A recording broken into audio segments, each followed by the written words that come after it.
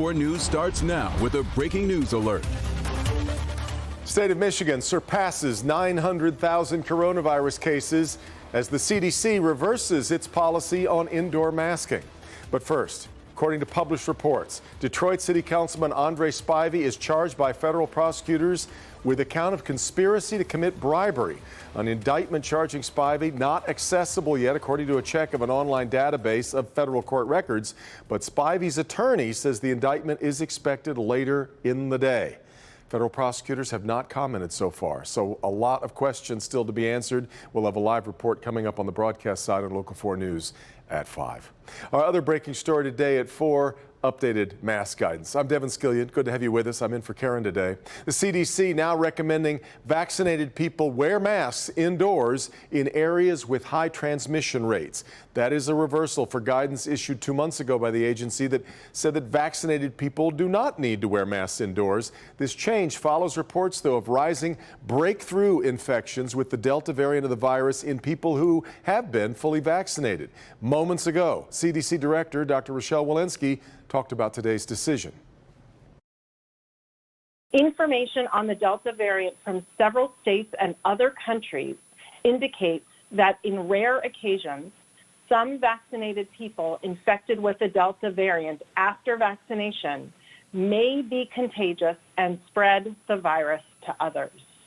This new science is worrisome and unfortunately warrants an update to our recommendations. Now, schools are also going to be impacted by this new guidance. As Paula Tutman reports, it's now recommended that everyone in K through 12 wear a mask, including teachers, regardless of their vaccination status. So today the CDC recommended new masking guidance. Here's the recommendation that all students K through 12 wear masks indoors, whether those students are vaccinated or not. Cue the roller coaster ride for school districts. Today, the CDC has put out mask guidance for students, recommending that K through 12, regardless of vaccination status, all students should wear masks while indoors.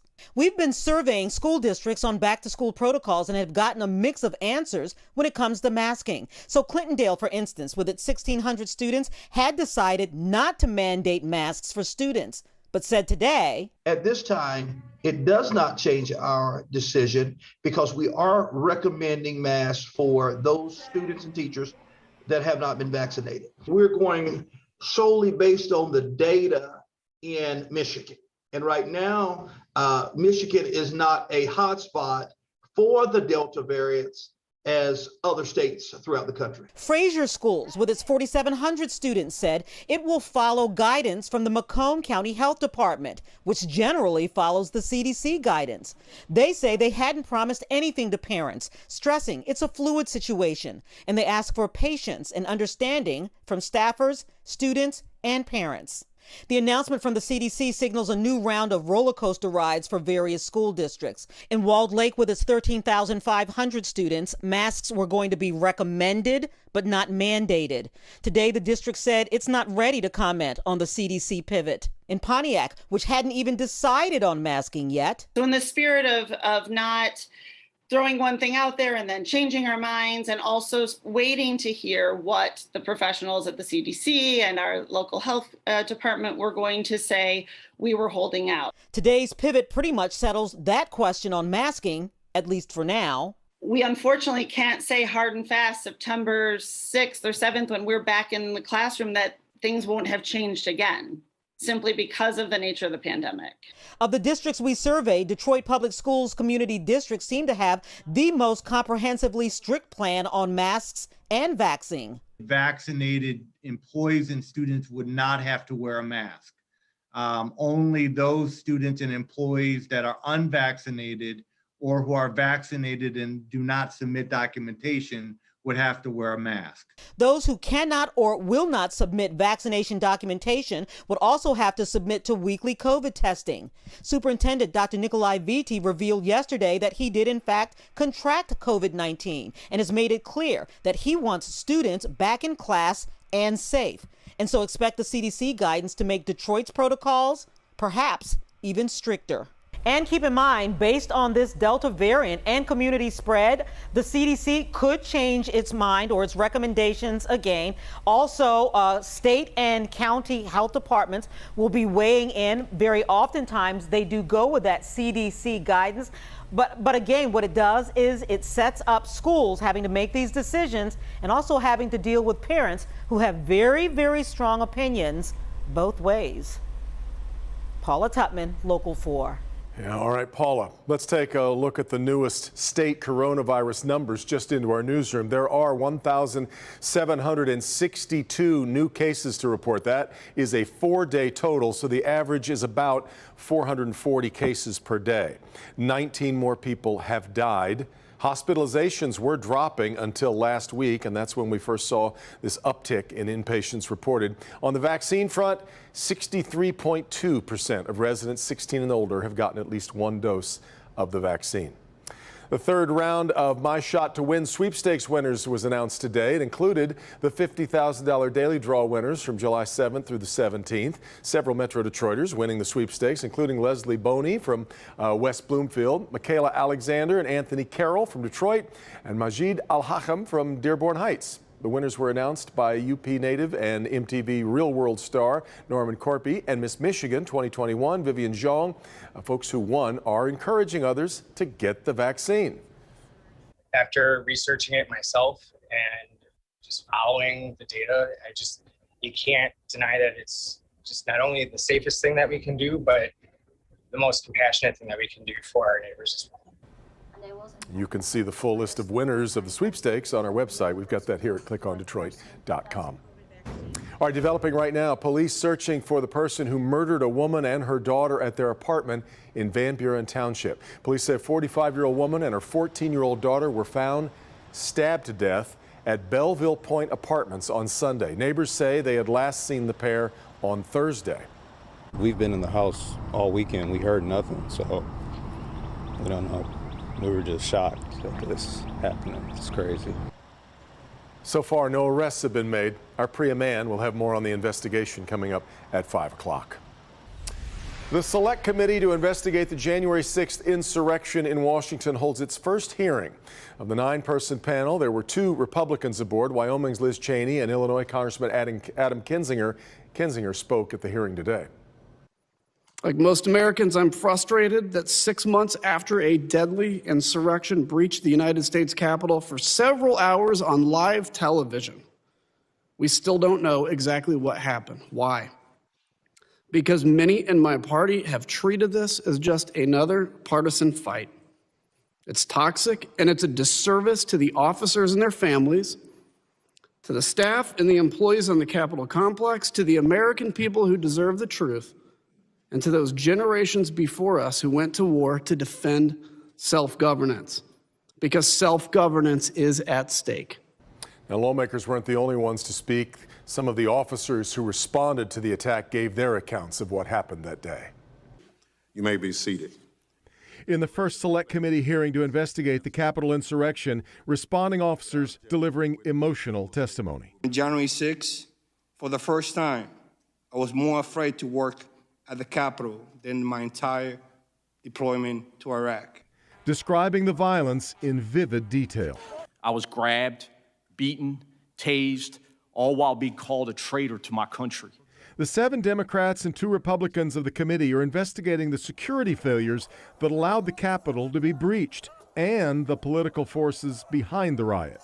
We need to understand how the rotten lie behind January 6th has continued to spread and feed the forces that would undermine American democracy.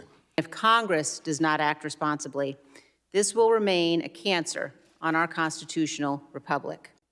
The bipartisan effort facing criticism from House Republicans over the makeup of the committee. Speaker Pelosi will only pick on people onto the committee that will ask the questions she wants asked. That becomes a failed committee and a failed report. But officers say they feel betrayed by the very people they serve to protect and are demanding the truth. Nothing, truly nothing, has prepared me to address those elected members of our government who continue to deny the events of that day, and in doing so, betray their oath of office. So far, more than 500 people from across the country have been arrested for crimes related to the attack on the Capitol. Back here, the Macomb County executive in Armada today, touring the damage from Saturday's devastating tornado. The EF1 tornado was on the ground for about 14 minutes Saturday night, destroying hundreds of homes and businesses. Fortunately, no deaths were reported due to the storm. Hackle says his focus is now on rebuilding and repairing the community. I think everybody wanted to be here because they realized there's something they can do to really make a difference in helping the people out here in Armada. And they're not looking for a handout. They're helping themselves too, but very appreciative of people coming in from the outside to do that as well. You know, about 29,000 customers still without power. DTE crews are on site working to restore service in the area as we speak. And as we speak, what's it like outside and where are we headed? Let's turn our attention to the weather. Here's Ben. Yeah, Devin, we were talking about heat index for today, and that's going to really be the headline, but we're already looking forward to our next round of thunderstorms, and that is going to be on Thursday, just not when you would typically expect it for this time of year. Let's look at those numbers outside right now, which at least air temperatures are starting to get close to 90. We're at 88 degrees right now in the city. You can see those numbers have been a little bit muted in the north zone, but they're starting to get more sunshine up there. And so these numbers are going to start spiking a little bit more. Heat index right now, 89. So not a huge spread between how it feels and what the thermometer is reading at this point. But again, we're expecting temperatures to warm up as these clouds start to break. And you can see that's going on in the north zone right now. That may start to fuel an increase in both the coverage and intensity of those storms you see in the Saginaw Bay starting to move towards the thumb. So chance that we could be seeing a couple showers or thunderstorms mainly in the north zone here during the evening. And that's what the model is showing us. But once we get closer to sunset tonight, a lot of this stuff is going to fade and we'll be left with a dry overnight and a dry Wednesday as well. However, we're going to move forward to Wednesday night, and you can see those thunderstorms there north of Oshkosh. They're going to be rolling through the lake, and these are going to be pretty strong for nighttime thunderstorms. You can see by 7 a.m., most of this stuff is going to be in the southwest corner of the state, or I should say the strongest of those storms. We're going to be sort of on the eastern edge of that, but nevertheless, it's something that we're going to have to keep our eyes on because could be some damaging winds in there. All this is pretty much going to go away by lunchtime. Cold front's going to chase it off and start bringing in some much more refreshing air to finish out the work week. Now, here's the severe weather outlook. Again, this is Wednesday night into Thursday morning. This technically goes through 8 a.m. Thursday, and you can see we're just sort of on the cusp of that. If you follow the beginnings, or I should say the middle of that line, right through the heart of that enhanced and slight risk, you can tell that that track is generally expected to be to our southwest, but nevertheless, too close for comfort. So we'll have to watch for the potential of damaging winds. Again, this is going to be right around daybreak on Thursday morning. So if you're not an early riser, you may want to set an alarm to get up just to be on the safe side there on Thursday. 68 tonight for the overnight low. High temperatures tomorrow. Not quite as warm as what we saw today. We'll check those out in your 4-zone forecast. We'll get up to 85 officially. We'll call it 84 in the city. South zone high temperatures are going to make it all the way into the low and mid 80s tomorrow afternoon. And we will see some slightly lower humidity. Dew points are going to be right around 60 degrees. So it's not going to be terribly muggy tomorrow. Maybe some upper 70s in parts of the west zone. Fenton and Milford checking in at 79. Everybody else in the low 80s. And the north zone primarily 70-degree temperatures. We do have a wind out of the southeast tomorrow too. So coming off the water, that's going to keep numbers close to those east side lakes a little bit chillier. 85 tomorrow, and you can see those numbers really cool down a lot behind that front on Friday. 78, very pleasant finish, and a little bit more clarity on the weekend forecast, Devin. It looks like a late shower possible Saturday, but better chances Sunday. So Saturday's going to be the better outdoor day of those two. Yeah, you've got it. All right, Ben, we'll keep an eye on it. World champion gymnast Simone Biles shocking the sports world today when she dropped out of the women's team gymnastics event at the Olympics in Tokyo. Biles says she withdrew to focus on her mental health. Now, on Sunday, she wrote on Instagram, "The Olympics are no joke, and it feels like the weight of the world was on her shoulders." Well, USA Gymnastics originally said the 24-year-old had dropped out due to a medical issue following her performance on the vault. Well, it's unclear now if she's going to compete in the all-around individual competition, which comes up on Thursday. As for the Olympic medals, Team USA has 25 total medals now, 9 of them gold, 8 silver, 8 bronze. Puts them in second place for gold medals right now. Japan takes the lead with 18 medals, including 10 gold. China in third, 21 medals overall, 9 of those have been gold. And the athletes from Russia, the Russian Olympic Committee is why it reads ROC, follows with 18 medals. Great Britain coming in with 13. Here's a look at our on-air lineup for tonight. At 7 o'clock, it is Jeopardy, followed by our Olympic Zone special, and then primetime Olympic coverage. Local 4 News tonight, we expect, is going to air at midnight. But just plan to stay up with us. Thanks so much for joining us here on First at 4. Local 4 News at 5 coming up on Local 4 on the broadcast side in about 45 minutes. We'll see you then.